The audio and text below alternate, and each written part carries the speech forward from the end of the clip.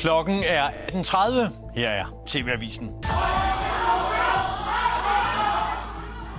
Et mord på en lille dreng har ændret valgkampen i Tyskland. Indvandring er igen i fokus, når der holdes vælgermøder. Om 2 uger går tyskerne til valg, og hver femte ventes at stemme på det indvandrerkritiske AfD. Det er dobbelt så mange som ved sidste valg. Indvandring har ellers ikke fyldt så meget i valgkampen, men det og AfD er unægteligt blevet valgkampens hovedtema efter en afghansk asylansøgers knivdrab på en lille 2-årig dreng i den bayerske by Aschaffenburg. Der har lige været 1 minuts stilhed for den lille dreng, der blev myrdet. Og så er der en ekstremt høj lyd. Først tror alle, det er en brandalarm. Men det er det ikke.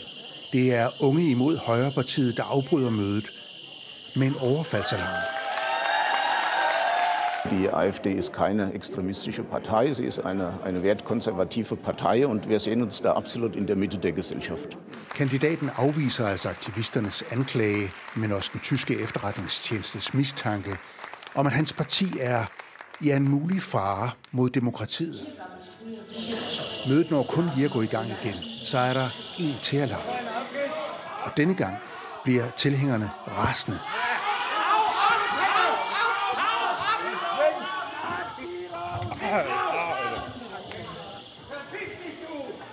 In unseren Parlamenten machen wir mit extremen Rechten nicht gemeinsame Sache.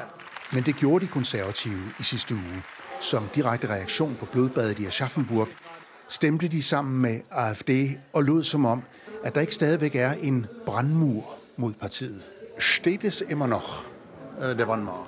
Ja, die Brandmauer wird ja gepflegt gewissermaßen. Sie wird aber andererseits, habe ich den Eindruck, auch ein Stück weit übersprungen. Also man könnte sagen, die eine oder andere Partei steht jetzt gerade auf der falschen Seite ihrer Brandmauer.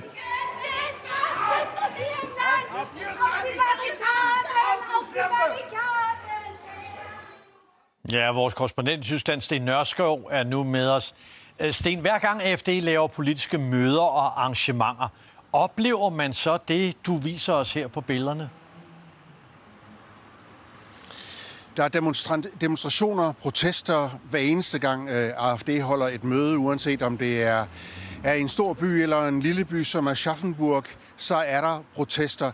Det er ikke altid, at det bliver så voldsomt, som det blev den anden aften, men det går tit ret hårdt for sig.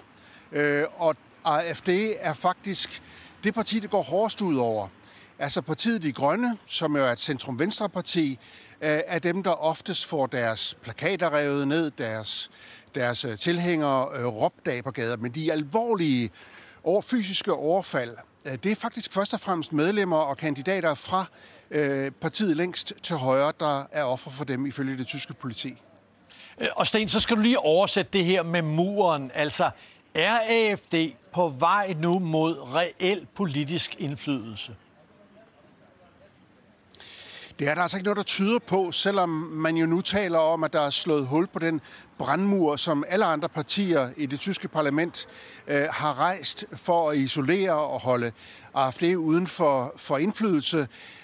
Sidste uge så gik de konservative altså med til at lade partiet længst til højre stemme for et af de konservatives forslag og sikre flertal for det.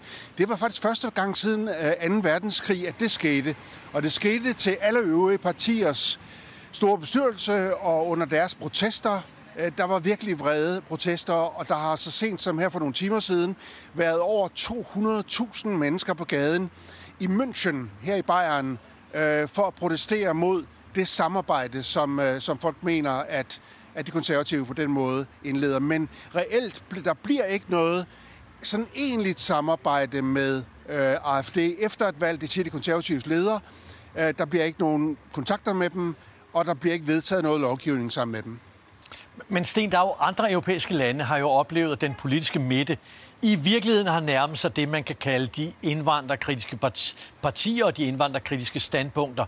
Hvordan forholder det sig i Tyskland?